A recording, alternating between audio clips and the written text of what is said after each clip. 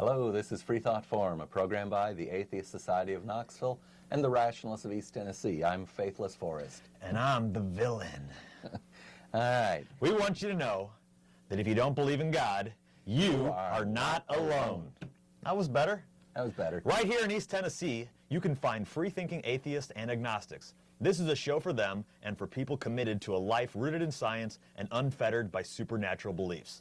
Today's topic is Speaking Ill of the Dead, Part 2. But first, we want to tell viewers about the show sponsors. The Atheist Society of Knoxville frequently has a fun meetup at a bar or eatery. Tonight's meetup is at Barley's in the Old City starting at around 5:30. Look for the silver-jacketed copy of The God Delusion standing upright on the table. And as Matt Dillahunty at Atheist Experience says, everyone is welcome to our happy hour for food, drink, and conversation. But if you plan to preach, proselytize, provoke, or punch, please don't. The Rationalists of East Tennessee, clearly I'm not the rationalist. All right, the Rationalists of East Tennessee have several regular monthly meetings. The first and third Sunday mornings of the month are usually lectures with lively roundtable discussions.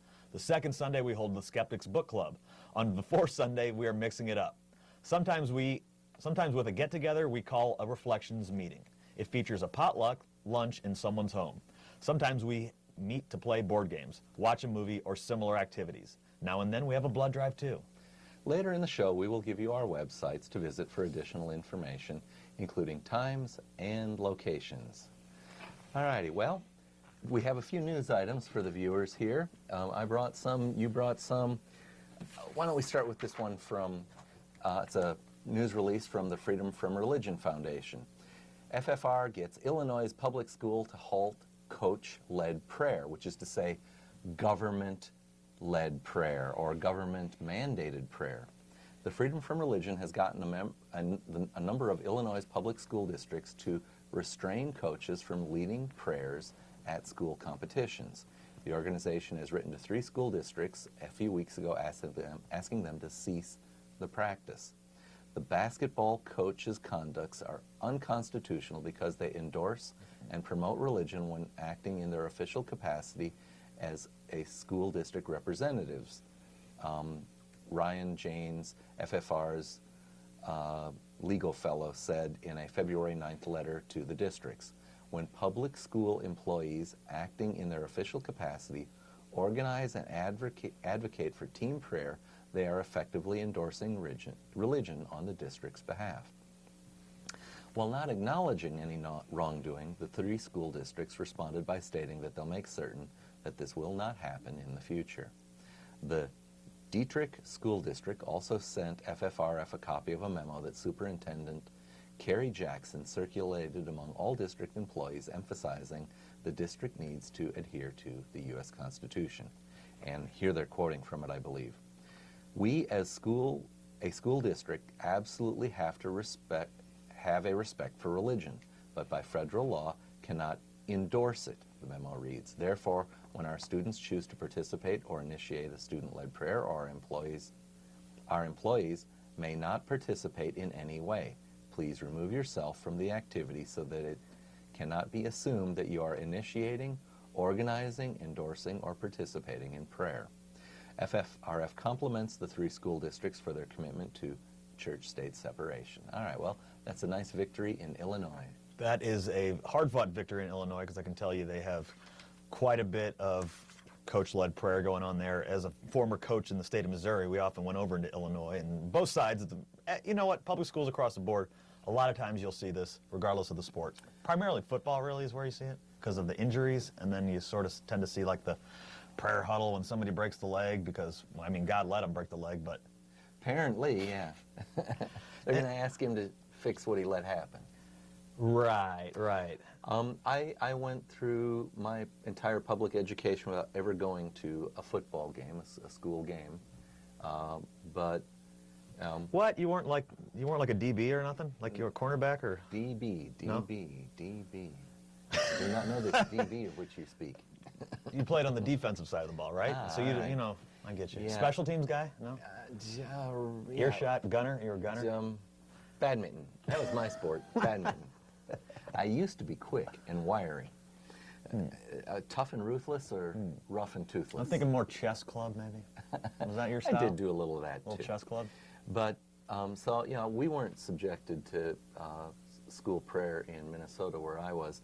I started school in 1964, and the decisions that prohibited teacher-led school prayer had occurred shortly before that, and I think that the school systems were observing it pretty diligently, and it's been pushed back since that has, I think, caused the erosion. I am not sure what the status is in Minnesota where I am now. Viewers, any of you from Minnesota, let us know. And if you've got a question or a comment for us, you can call us at 865-215-2288. Or if you would not like to call in and you would like to just tweet at us, you may tweet to me at Chairman of Guam, and I will take your question anonymously if you'd prefer. At Chairman of Guam. One word, All right. Chairman of Guam. It's Twitter. You can just do whatever. All right, well, you brought something you wanted to share with us as well. I did. So I was explaining earlier how I had a bit of a elation, I've been referring to it, and kind of just a letting go process and a really, truly deeper understanding of what it means to live without a God. Right. And, I've talked about the safety net of Christianity and the Jesus myth and the heaven because death is scary. And so recently, I had a personal near-death experience with a relative, whatever, but it made me think long and hard about the reality of dying without heaven, without Jesus. And I've been an atheist for a long time, but it just makes you kind of re-up and refocus. And I was able to let go. And I did it through kind of accepting this universal power which is in us all, and it's called love. And so I found this letter from Albert Einstein to his daughter about the universal force which is love. And I'm going to read this. Does it say when this was written? He died in like 55, I think, maybe right. 57. It explains at the start. It says, in the late 1980s, Liza L., the daughter of the famous genius, donated 1,400 letters written by Einstein to the Hebrew University with orders not to publish their contents until 2 decades after his death. This is one of them. Am I saying that right? Lizer Einstein? Is that right? That must be his daughter. Lieserl Einstein. All right. More can be found, whatever. So, okay. So this is Einstein's words, 1980s, 2 decades after he died. When I proposed the theory of relativity, very few understood me, and what I will reveal now to transmit to mankind will also collide with the misunderstanding and prejudice in the world. I ask you to guard the letters as long as necessary, years, decades, until society is advanced enough to accept what I will explain below. There is an extremely powerful force that, so far, science has found a formal explanation to. It is a force that includes and governs all others, and is even behind any phenomenon operating in the universe, and has not yet been identified by us. The universal force is love. When scientists look for a unified theory of the universe, they forgot the most powerful unseen force. Love is light that enlightens those who give and receive it. Love is gravity, because it makes some people feel attracted to others. Love is power, because it multiplies the best we have and allows humanity not to be extinguished in their blind selfishness. Love unfolds and reveals. For love we live and die. Love is God, and God is love. This force explains everything and gives meaning to life. This is the variable that we have ignored for too long, maybe because we are afraid of love, because it is the only energy in the universe that man has not learned to drive at will. To give visibility to love, I made a simple substitution in my most famous equation. Instead of E equals mc squared, we accept that the energy to heal the world can be obtained through love multiplied by the speed of light squared. We arrive at the conclusion that love is the most powerful force there is because it has no limits. After the failure of humanity and the use and control of the other forces of the universe that have turned against us, it is urgent that we nourish ourselves with another kind of energy. If we want our species to survive, if we are to find meaning in life, if we want to save the world and every sentient being that inhabits it, love is the one and only answer. Perhaps we are not yet ready to make a bomb of love, a device powerful enough to entirely destroy the hate, selfishness, and greed that devastate the planet. However, each individual carries within them a small but powerful generator of love whose energy is waiting to be released.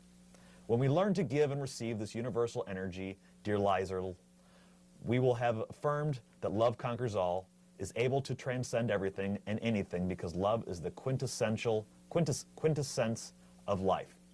I deeply regret not having been able to express what is in my heart, which has quietly beaten for you all my life. Maybe it's too late to apologize, but as time is relative, I need to tell you that I love you, and thanks to you, I have reached the ultimate answer. Your father, Albert Einstein. Wow. I thought that was kind of cool, right? Yeah, I've read other of his works, but they're technical things. His explanation of special relativity, his reasoning on. He's famous for doing these, or for explaining things by these thought experiments, and that's a very different. I really case. like the thought experiments that he does. Yeah, and it was, for me, I came to this understanding that before there was the Big Bang, there was a hot, energetic state. We don't really know. Maybe you can. We would say a highly condensed. Highly condensed. That is the beginning. Yeah. That is the Big Bang. Then there could be a big beginning before that. There's many ideas of things before that. Sure. But anyway. A hot, dense state. Big Bang. Us. Right. We got up from the sea, from the water, evolved. Boom, boom, boom, boom, boom, and we're going to go back eventually to that energy. That's what helps me. You don't think so? Well, when we say go back to the energy, We're going to. in terms of the long-term projections for the universe, there's uncertainty on that too. Currently, we know that the universe is expanding at an expanding rate. I mean, I'm saying not literally go back to pre-Big Bang. I'm saying. Well, and there's thoughts. Will the universe literally tear itself apart to where the atoms will be torn apart again? And would that look something like a mirror image of the hot Big Bang? And those are interesting questions about which there is not sufficient evidence to actually have answers. There's words by Mark Twain that on the subject of life and death that they're similar but different. And Twain said he does not fear death because after all he won't know it. It will be he had been dead for millennia, for all time before, and was not inconvenienced by it in the least. Sammy Clemens, smart man. And so what remains is, while we yet live, we have the opportunity to do good. And we have the opportunity to do good by our fellow human being. And that's Albert Einstein. He's quite the humanist. He's concerned with, those who live. Exactly. And now we're going to talk about somebody who's no longer living. All righty. Today's topic is ongoing. 2 weeks ago, Forrest and I sat here and we spoke about the reaction to the recent death of Supreme Court Justice Tony Scalia. Tony. Within hours of the news of Scalia's death, the Republican leader of the Senate was pronouncing that no nomination of President Obama would get a hearing. It has been over 3 weeks that the Supreme Court has been down to only 8 justices and still no nomination. But people are not shy about making suggestions. Noted self-described anti-theist Lawrence Krauss even had an article in the New Yorker making a suggestion. Let's hear some of it. All right, you want me to read first and I'll get about halfway, you take the rest? Sure. So Krauss writes, who should replace Antonin Scalia? On Monday, the Times reported that the justice himself had weighed in on the question last June in his dissenting opinion on the same-sex marriage case, Obergefell versus Hodges. Scalia wrote that the court was strikingly unrepresentative of America as a whole and ought to be diversified. He pointed out that 4 of the justices are natives of New York City, and that none are from the Southwest or are genuine Westerners, and that all of them attended law school at Harvard or Yale. Moreover, Scalia wrote, there is not a single evangelical Christian, a group that comprises about a quarter of Americans, or even a Protestant of any denomination on the court. All 9 justices are, to varying degrees, either Catholic or Jewish. That's a parenthetical remark. Scalia's remarks imply that an evangelical Christian should be appointed to the court. That's a strange idea. Surely the separation of church and state enshrined in the Constitution strongly suggests that court decisions should not be based on religious preference or even on religious arguments. The 10 Commandments are reserved for houses of worship. The laws of the land are, or should be, secular. Still, I'm inclined in my own way to agree with Scalia's idea about diversity. My suggestion is that the next Supreme Court justice be a declared atheist. All right, so viewers, if Scalia says the court is to be socially engineered, how about including the unchurched and the unmosqued and the untempled of our nation? So, it's an interesting thing. That's in a sense, Scalia was arguing for something like a quota. Well, he was saying we should make it more representative, but then he made it, if this quote is correct, he talked about 1/4 of the nation. As soon as you start putting numbers on it, why, look, that's becoming quota stuff. And the conservative elements in our society have been railing against quotas to in affirmative action like situations. Yet it seems to me, Justice Scalia, if you were here, I would say it sounds like you just made an argument for a quota system. It does. Based on religious worldview. So is that sort of like saying, like, I know that, public servants such as like police officers and fire department, they want it to reflect the society that they're protecting, right? They want, if it's a more black population, they want a higher percentage of black police officers. I mean, I've heard that. I don't know. Is that sort of what he's saying? Well, I'm not saying. I'm not sure he was saying that. I think he was very narrow and saying, well, we need some evangelical Christians in here. Right. There is a concept, though, in our Constitution that maybe we could try to drag to Scalia's defense. I feel like I'm hijacking it. But that is, in our Constitution, it talks about the right to trial by jury of your peers. And the point about peers is that they are your equals. And that, therefore, and so why would that be? What does it matter? Yeah, what does it matter? Is it because they somehow know better, or what are we grasping? They feel your at pain here? or something? Yeah, I always thought that was kind of silly. Well, I think it stems from the idea that your peers might be able to say, if I was in that man's shoes or that woman's shoes, what is the just thing to happen now? And when you're a peer to the accused or defendant, that makes it much easier. I think we have numerous instances of a common phrase you hear now is talking about white privilege, and that is where, in fact, I heard it in the context of people saying that, well, if one politician or the other were to win the presidency, I'm leaving the country. Rush Limbaugh said it years ago that he was going to go to Costa Rica. It's a sweet place. I've been there. He was going to go to Costa Rica. I think it was over the Affordable Health Care Act, socialized medicine. The irony pointed out is that Costa Rica has socialized health care. They do. I like when people said they were going to go to Canada. I was like, okay. And then, of course, we have people saying they're going to go to Canada lately.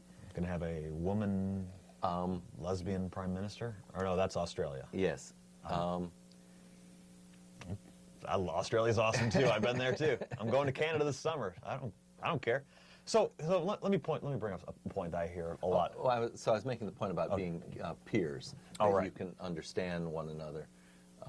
But it was pointed out that, well, isn't that kind of white privilege as well? Because here are all these people who are affluent enough to think they can just travel to another country to get away from this problem, where people of limited means, they cannot flee this problem.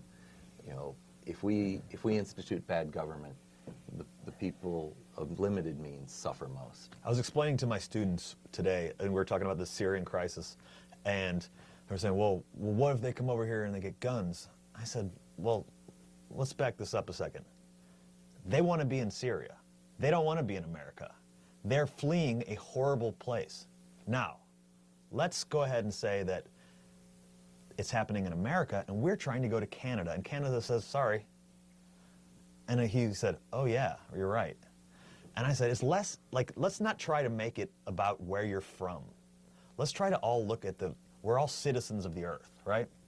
And who cares what island you were born on or what part of the land? And having a representative, like having a quota of we have to have this many because we have this many and these sort of things, it all seems silly. It should be whoever's the most qualified, correct? When you say by most qualified... Well, I'm saying you're putting people ahead of the line just because of a race who say you have a higher chance of, and this is the affirmative action thing sort of in reverse, where it should just be the most qualified applicant gets the job or the Supreme Court chair, right? So who cares what your skin color is or where you were born? Can you do the job effectively? And to say that we need to have somebody of this skin color because it matches representatively, I think that's silly. Now I understand your point. Okay. All right. Took me a while to go. Well, it was in your mind, Yeah. and I was trying to link up with it. The Syrian thing kind of. Well, yeah.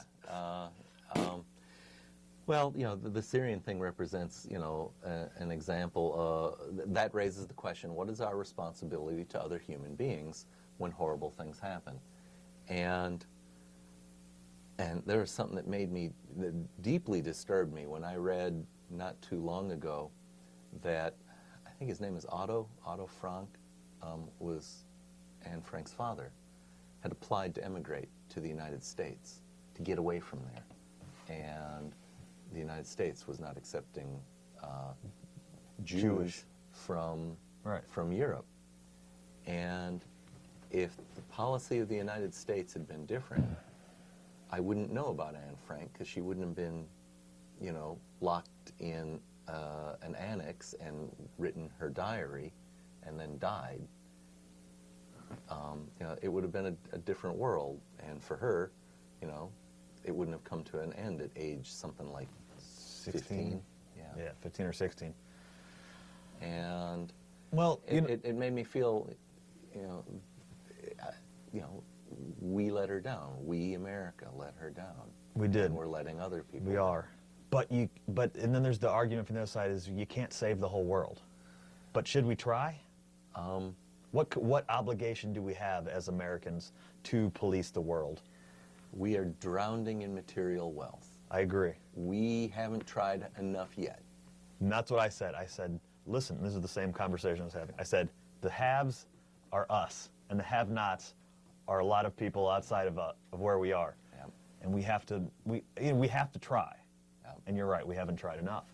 And I don't know, and I would say that preventing us from moving forward and putting a justice on the bench is not doing anybody any favors. Like, they're gonna stall this out for a year. Will they get away with this? It's quite the circus. Well, in reality, President Obama has not nominated a candidate, and why do you think that is? He didn't like Jeter as my option? Well, there was you know, speculation of him picking, I think it was a Republican governor who had previously served on the federal bench. But that guy announced that he wouldn't accept such an appointment. I'm afraid I don't know his name. And so it could be, because after all, think about it right now. If you accept such a nomination, you're going to become a football. It's not going to be a pleasant experience. And so, in reality, the president, you know, has to find someone who's prepared to be this political football, and that may not appeal to, I can imagine, most serious jurists.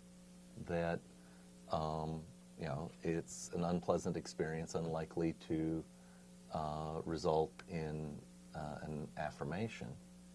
So making a hasty decision is obviously not in anyone's benefit. So we're going to try to come up with someone that is. What makes me mad about the situation is that the way it should go is the sitting president appoints the justice, right? And even though they try to say that last... Okay. There's two possibilities here. There's nominate. I meant nominate. But when the Senate is recessed, there is such a thing as a recess appointment. Now, it's not clear to me. I think the Senate may have come back into session, because I think I've heard some things that lead me to believe that. But at the time of Scalia's death, it was not in session, and he could have made an appointment that afternoon. And such an appointment would... would it have been permanent, or would it have been temporary? It would work until the next election, something like that. Yeah. And and by the way, that was a place where I was learning things, because I didn't realize that Supreme Court nominations could be done as a recess appointment, but apparently that it not merely can be, it has happened. And that there are some who were nominated or appointed as a recess appointment who were then later affirmed. In other words, they were also the candidate who was selected by the president or nominated by the president for the position permanently. I got you. So there's like it can be a temporary one, or it can so he doesn't want to do that. He doesn't want to do just one for the rest of his term. He wants to maybe. Well, we don't know. We don't know. We haven't heard from Obama really about this, have we? Yeah. Well, I think he stated that he would do his job and expect them to do their job. Right. And his job entitles him to make appointments, and their job entitles them to affirm or disaffirm. Right. Advise and consent is one of He's the the guy we phrases. put in office. He's allowed to make the decision. We need to let him to make the decision. appointments. Yeah. Well, to make the appointment. Yeah. To nominate. Yeah. Let it happen. That's that's the system. It's silly. We found a dictionary definition like this. So, well, I was going to say, we're talking about justices here. Right. And there's a kind of question that should be asked, and that is, what is justice? So, Sam, we need our dictionary definition here. We found a dictionary definition that was this: justice, a noun, plural noun, justices, just behavior or treatment, a concern for justice, peace, and genuine respect for people. Synonyms: fairness, justness, fair play, fair-mindedness, equity, even-handedness, impartiality, objectivity, neutrality, disinterestedness, honesty, righteousness, morals, morality. I appeal to his sense of justice. So that's an instance of its usage. I appeal to his sense of justice, the quality of being fair and reasonable, the justice of his case, the administration of the law or authority in maintaining this, a tragic miscarriage of justice, the personification of justice, usually a blindfolded woman holding scales and a sword. Right. And the second definition is a judge or magistrate, in particular a judge of the Supreme Court or of a country or state. All righty. Well, that was pretty verbose, and there were a few things there that were kind of close, but I think there's a little something missing. And so I want to offer a definition of justice, and this is inspired by an experience, a class I had in high school called criminology. Mm-hmm. Sam, can we get my definition of justice up here? All right, you're looking for Faithless defines justice. Justice is, I think, an unbiased application of the law.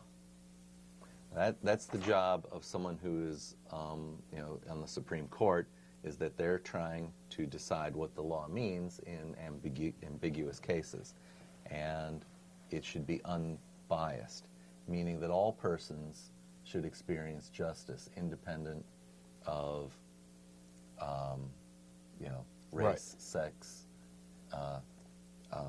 External factors. wealth, all those other things. And there is a kind of idea that our judicial system doesn't create law. They're supposed to interpret law. And then when we think about the other branches of the government, then that leads to the question, well, who creates law? That is legislatures. Mm-hmm. And that's done at both state level and federal level. And in fact, there's things that are law that are created at county level as well. So there's a hierarchy of creation of law. But if you need judges, it must be because you think there's something that has to be decided. And that raises the issue, can laws be just or unjust? So just because a legislature writes a law doesn't mean that it's just or unjust, does it? And what is the role of the lower courts and the Supreme Court with respect to laws that are just and unjust? You asking me? This is the question for you and for viewers. What is justice? That's the question Well, we've had up here. I think of it as, I kind of live under this just world hypothesis. Like the world is just. It's not. I would call that wishful thinking. It is All wishful right. thinking. But I'm interrupted. But I would, I like to think that, things are going to balance themselves out. Like the right thing will happen. That's kind of, I know you're laughing at me because that's never the case, but that's kind of like I give you the benefit of the doubt that you're going to treat me fairly, I'm going to treat you fairly, and we're going to have this amicability between us. You are hoping for that I'm just hoping world. for that just Yes. world. And I'm disappointed a lot. And to some extent, we act to bring that about when we act justly to one another. Exactly. And we do not unfairly exercise maybe an advantage we may have. I think there is another thing that needs to be stated, and that is that laws may be imperfect. Exactly. If someone thinks that we have the perfect laws, I would beg to differ. And people who will... They need to change with the times. There's a confusion, I think, also that happens, and people will say things like, if it's constitutional or unconstitutional, and they will use that synonymous with just or right or correct. And I'm constantly wanting to, shout at the television when I hear these things about that doesn't mean the same constitutionality. thing. Please remember, our Constitution once made slaves out of human beings. And, well, if not made slaves, it enabled the making of slaves out of human beings. And I would not call that just. And I would not call that just because it violates the principle I'm saying, and that is that we need impartiality, unbiased application The of the law. constitutional thing does get thrown about as equal to justice, Yeah. saying, well, we have this Constitution that's perfectly written and perfectly just, and if it's this, if it matches this, then it's correct. And it's like, well, that was 1776 or before that, but... And there will be, there's certainly going to be situations that weren't anticipated. When the Constitution was written, there was no telegraph or radio or television. And these are technologies that involve a finite resource that, in a sense, has to be allocated. And so when, in the 1930s, when what was happening was that people were building transmitters and just picking a frequency to operate on, and they just turn on more power to go farther, and they would interfere with other users, and pretty soon what you had is what's called a tragedy of the commons, and that's that people were using this resource in a way that denied others the opportunity to use it as well, and everyone involved actually realized this was a problem, and the broadcasters went to Congress and said, you've got to establish ground rules. So you're saying at one point it was just a free-for-all on the airwaves, and it was just as much as you could get as fast as you could get. Yeah, yeah. Which is kind of what we kind of, it's the free market system, is sort of... Yeah, right? and the fact that it failed is a good counter to ask the question, why did it fail? It actually needed regulation. Agreed. People who were participating in it went to the government and said, you've got to regulate this because otherwise, essentially, it becomes the biggest bully will rule. And that's a great point. You always hear from the right of the Republicans, they say, we're being not taxed to death, or regulated to death, right? Regulation. Well, why do you think we have those regulations? Because y'all were cheating at the game. Yeah, and in a way, in many situations, regulations make markets. They say, Exactly. these are going to be the ground rules. If we could all play fair, and but we can't. and they create transparency. So if laws are imperfect, what is the role of justices and a related word, juries? And this gets back to the point about a jury of your peers. Well, the mythological first jury trial ever happened in the city of Athens. I was going to say, this is Greek or something. Yes. I knew you were going there. You love the Romans. I probably have spoken about this before. But the son of Agamemnon, what he said. Agamemnon. Yes. Had come back from conquering Troy with all the spoils of war. He arrives back home, says, "Honey, I'm home."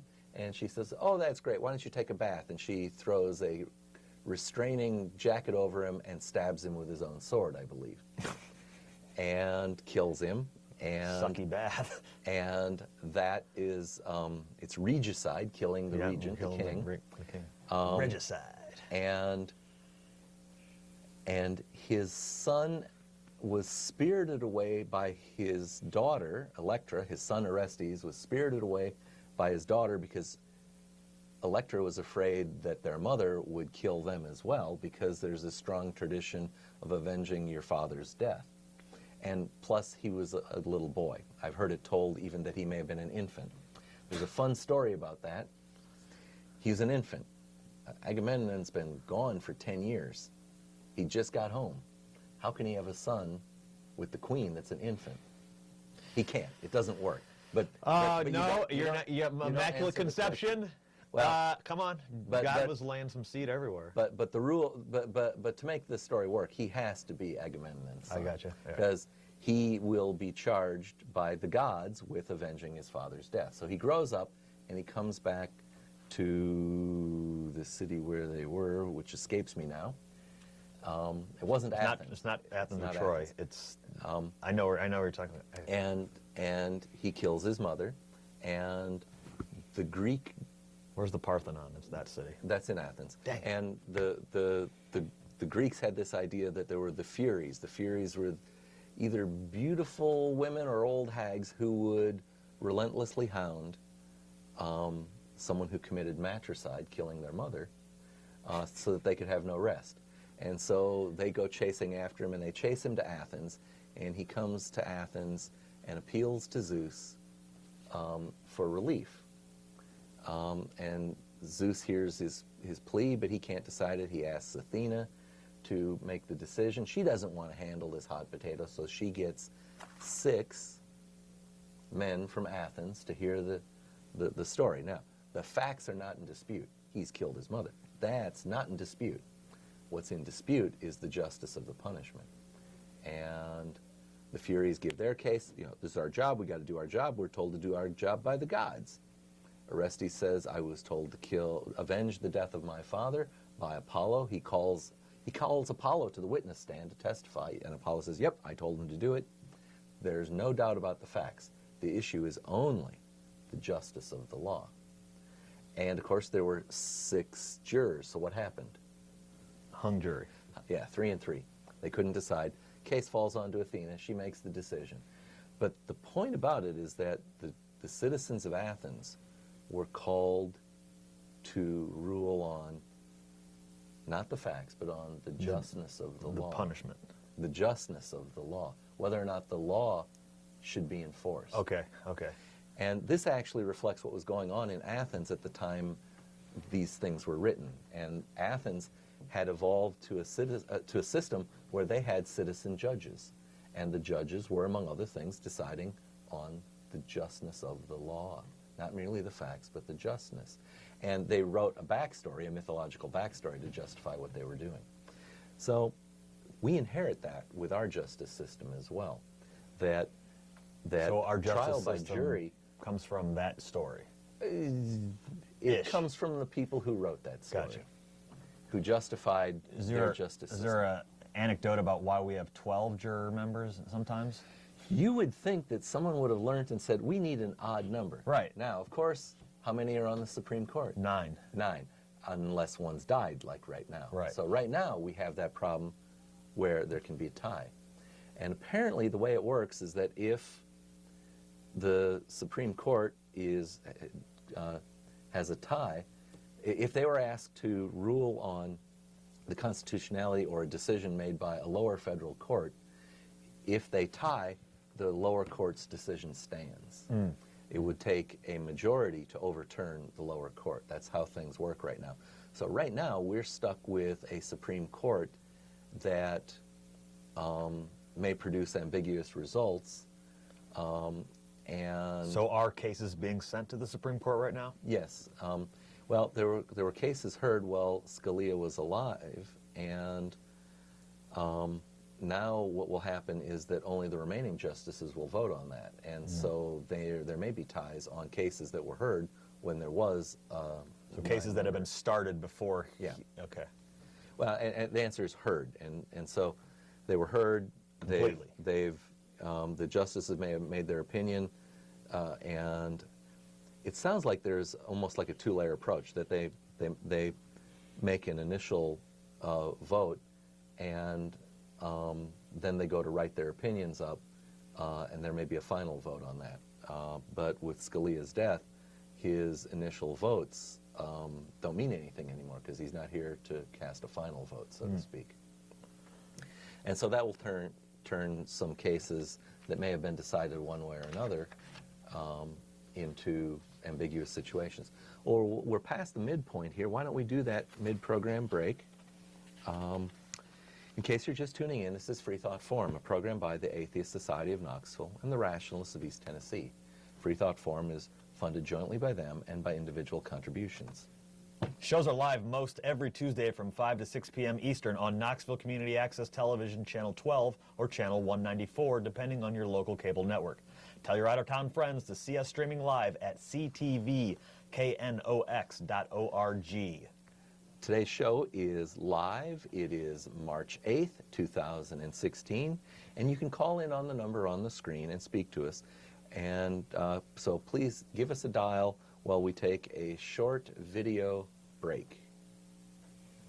Talking snakes laughable? Do you prefer the scientific method over supernatural beliefs? Are you concerned about religious leaders and organizations imposing their values and rules on your body, your family, and the rest of our society? Well, take comfort in the fact that you're not alone. The Rationalists of East Tennessee meets weekly for fellowship and provides a forum for people who support skeptical thinking and rational discussion of these and other issues. To find out more information or to find out about our next meeting, visit us on the web at www.rationalist.org. If you live in or around the Knoxville area and are questioning your religious beliefs or simply believe in one less God than everyone else, well, you're not alone. The Atheist Society of Knoxville is a fun and friendly group of people just like you that meets twice a week at a bar or restaurant. We meet every Tuesday night following the show at Barley's Tap Room and Pizzeria for happy hour. You'll find our group either inside or on the patio. Look for Richard Dawkins' silver-jacketed book, The God Delusion, standing upright on the table. On Fridays, we meet at Agave Azul or the Beard and Beer Market. But if you plan to preach, proselytize, provoke, or punch, please don't. We all question what we believe at one point in our lives. If this is the time for you, come join us for food, drink, conversation, and fun. Hello, Joan. Thank you for calling. We'll let you know. We're back. I think we're back, and we have a call. Caller, can you give us a name or a nickname, please? I bet I can guess. Joan. I was going to say Joan. Thank you, Joan. Comment or question for us? Well, I have a question about justice today, and, well, this is, well, quite a long time ago. My father was reading the newspaper once, and he said to us kids, well, if you decide to grow up to be a criminal, you should pick embezzlement and not stealing. And he read from the newspaper, which said that an Indian on a reservation who stole a sheep got 4 years in jail, and a woman who worked at some kind of organization, business, got 1 year in jail for embezzling of something like $100,000. Yeah, there's an amazing well, that. And so, you're saying both are stealing. It's just one was stealing with a different name, and so one guy got 4 and one guy got 1. And Yeah, the theft of the much greater amount resulted in a lower time. So if we can get Sam to put up my definition of justice again. So the proposal I had, that justice is the equal, the unbiased application of the law. Joan, it doesn't sound to me like your father thought that that was an unbiased application of the law. No, he certainly didn't, and he also did want us to grow up to be embezzlers. But I think there must be a lot of things happening right now that you or others could mention that are showing us whether we have justice or not, equal justice. Well, can you think of some examples? Help us along here.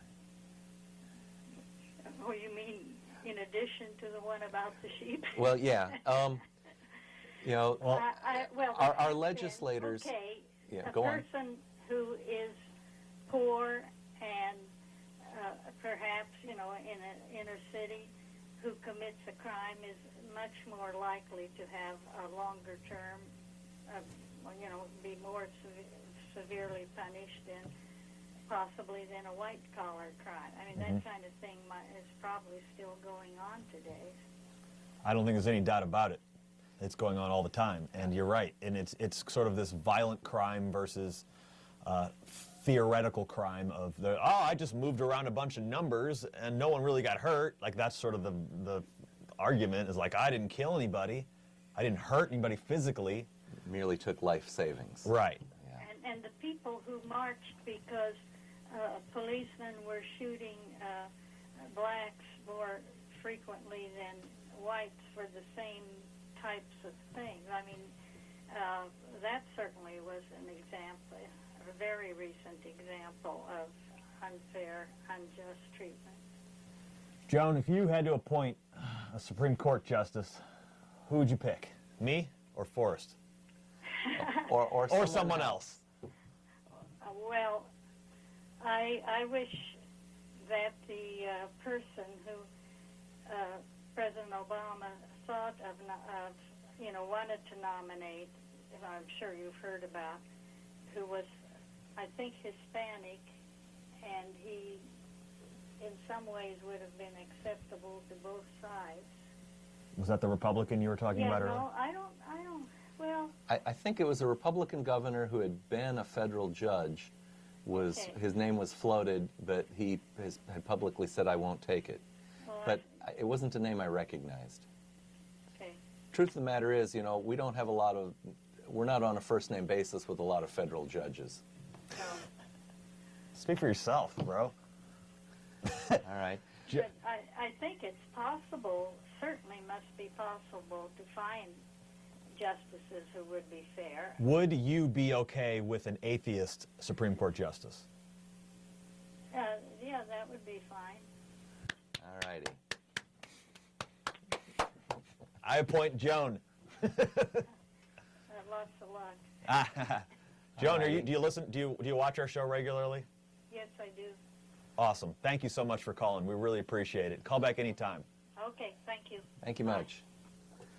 Well, viewers, there's about 10 minutes left of the show. So if you got comments or questions for us. I thought she was going to say absolutely not.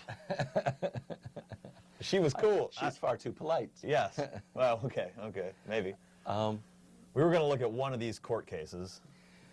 All righty. In our past show, I talked about, and we spoke about some decisions we thought were not Put up my Twitter. very fair. That Justice Scalia was on that we disapproved of. I think he drug his personal religious ideas into some of his decisions in the most inappropriate way. But not everyone is all bad or all good, and there is a Supreme Court decision that he was involved in. I'll refer to this as speaking not so ill of the dead. It was Texas versus Johnson, and it was in 1998. decision by the Supreme Court of the United States that invalidated prohibitions on desecrating the American flag, and it says enforced in 48 of the 50 states. Justice William Brennan wrote for the five-justice majority in holding that the defendant, Gregory Lee Johnson's act of flag burning was protected speech under the First Amendment of the United States Constitution. So I went to go look for this because I knew about that Supreme Court decision, and This was a big deal. I remember this. I remember this in being third grade or whatever it was. I had remembered it wrong. I had thought that it was a unanimous decision. And so I went to look for it because I knew it would be a place where I agreed with Scalia because I thought it was unanimous. And then when I went to look up the specifics, I was shocked to realize that it was actually a 5-4 decision. But it was an instance where I agreed with Scalia. When you read the First Amendment, it sounds like it's very much about protecting the individual's right to protest against the government and against government officials. A lot of people will say that, well, we have rights of free speech, that it's about, like, I think they erroneously think that you and I have rights of free speech with respect to one another. In reality, the Constitution is making sure that citizens can complain about government officials, and it's meant to prevent tyranny. And there can be nothing more political than the speech of saying, my nation has let me down, the flag is a traitor to me, and I shall burn it in protest. There can be nothing more political than that. Right. And so I am shocked that it was only a 5-4 decision. So one of the things that I remember about this case, and it was a long time ago, but I remember talking about this in social studies classes, is people were confused. They're like, well, flag burning isn't speech. They're not literally saying anything. And there was some confusion to that degree, right? It's but neither is publishing newspapers speech. Right. Well, but that's words, and they're saying this is a demonstration. Yeah. Listen, I don't care. I'm saying fine, but they were taking a very narrow definition of what the word speech means. And so maybe you can elaborate on, you were saying, so free speech is not you get to go on TV and F-bomb people and say horrible stuff, right? Right. The Constitution was written by people who were trying to make sure that the power of the government couldn't squash people. And an important thing is, I think, viewers, correct me if I'm wrong, but the right to petition is part of the Bill of Rights. I'm not sure if it's in the First Amendment. I bet it could be. And the whole point about petition the government for redress of grievances.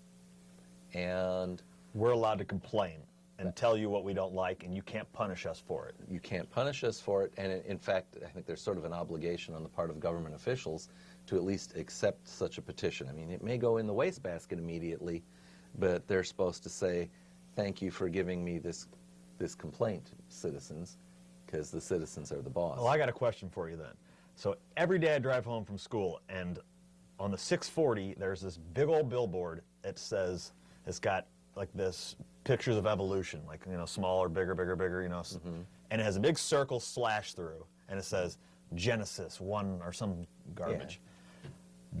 Why is that allowed? Because, of course, that is individual That's speech. just lying. That's just lying. It's individual speech. In fact, so why are you allowed to just say the lie? Like, why can you put that up there? That makes me so mad. So when you say it's lying, It's when I was young, disinformation. It's misinformation. When I was young, we learned about the concept that speech is free, but there is a certain kind of limit, and that is that you cannot shout fire in a crowded theater, because shouting fire in a crowded theater can injure people immediately. There are immediate consequences. But there is, in a sense, no law that says you can't lie. Why can't? And there cannot be. The reason is that if you were to make a law that says there can be no lies, you now have to put someone in charge of deciding what the truth is. Right. And who would that be? Would it be juries or judges? And we all know that if you get a bunch of children together and say, that chicken over there, that little chick over there, can you tell us, is it male or female? Well, they can vote on it, but their vote has no bearing on whether Right, it's okay. going to grow up to be a hen or a rooster. The same thing with respect to other issues of facts. And so we live in what we might call the market of ideas, and we should hope that in the market of ideas, truth will prevail, and that in the market of ideas, we will test things. So you want to hear my look theory for- to combat this? All right? So this is what I'm going to do. I'm going to cut off my pinky finger, and I'm going to say, that sign made me do it because I thought that I could pray to have my pinky grow back because they told me that, I don't know, I'm just gonna make up a bunch of garbage, and then I'm going to sue them For the consequences. for libel. Yeah. Or not libel, but... So in a real-world example, this is in the news recently, there was a couple that refused medical treatment for their child. I forget if it was something like juvenile diabetes. I think that's often the case, the juvenile diabetes. And it's because they had a pastor who was telling them, oh no, prayer will do it. And in fact, if you don't use prayer, you're not showing your faith in God, and God will not cure the child. And of course, the child was, I believe, died over it. And we have modern medicines that can address these issues, and these parents were neglectful. But in a sense, they were a victim of that preacher as well. And I think he contributed to a negligent homicide.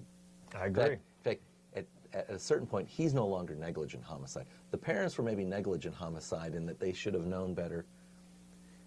But this guy, I believe, committed the far greater injustice or evil against these children by persuading these parents. And he had less to lose. It wasn't his child, and yet he went through with that. If a doctor did something that bad, Yeah, they would be sued. That's malpractice, and they would no longer get to practice what they were doing. Right. That preacher should not. They're really, in a way, there ought to be something like malpractice. That's In an ideal you're right. world, there ought to be malpractice for bad religion, but we also know that we'd have to then have juries and justices calling out and making decisions which one's the right religion. And we know that's not going to go down real well either. So we can say that the market of ideas is probably our best solution at this time. But you have to stomp out bad information. I can't. You do that with good information. I know. So I need to buy a billboard that goes, Well, come on here with me and we'll do a program about evolution again. Or just like a sign that says, "This sign's stupid," and like pointing over to it. There you go. God. You could get such a sign. I'll make a photograph of you underneath it saying, Right. this sign's stupid. It's unbelievable just to be able to just. But I see by the clock on the wall that we're running out of time. And so please, viewers, get out your pen and paper. This has been Freethought Forum, a program by the Atheist Society of Knoxville and the Rationalists of East Tennessee. I'm Faithless Forrest. I'm the villain. I think I did one of those Hail Hitler salutes. Do Sorry, this one. Hail Trump Do salutes. this All right. All right, hey, you can see the show on Tuesdays from 5 to 6 p.m. Eastern on this Knoxville station or ctvknox.org, anywhere where the internet reaches. The opinions expressed on this show are of the host and guests and not any official opinion of the Ask or RET. We would like to thank Sam for technical support, the staff at CTV Knox, and to all our viewers and callers. Nuns, those who identify with no religion, are the fastest growing group in America. Right here in East Tennessee, the Atheist Society of Knoxville and the Rationalists of East Tennessee are places you can find fellowship and fun. Remember, You are not alone.